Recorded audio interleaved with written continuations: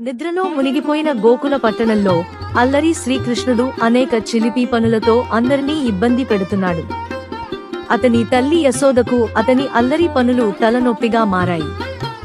ఒకరోజు మధ్యాహ్నం ఎండ వేడిమి ఎక్కువగా ఉండగా యశోద ఇంటి పనుల్లో నిమగ్నమై ఉండగా శ్రీకృష్ణుడు వంటగదిలోకి వెళ్ళాడు. తాజాగా చిలికిన వెన్న కుండను చూడగానే అతని కళ్ళు వెలిగాయి.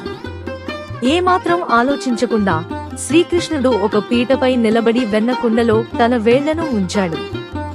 ముఖమంతా వెన్న పూసుకున్న అతన్ని యశోద చూసింది.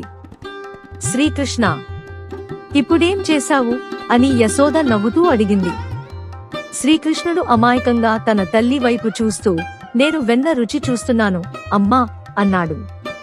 శ్రీకృష్ణుడి అమాయకత్వాన్ని చూసి యశోద నవ్వకుండా ఉండలేకపోయింది.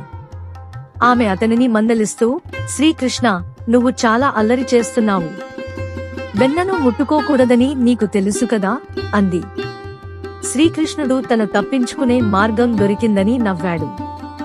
యశోద అతన్ని దగ్గరకు తీసుకుని, నేను నిన్ను ప్రేమిస్తున్నాను నా బుజ్జి కృష్ణ. కాని మళ్ళీ ఇలా చేసే ముందు నా అనుమతి అడుగు, సరేనా అంది. శ్రీకృష్ణుడు తల ఊపాడు.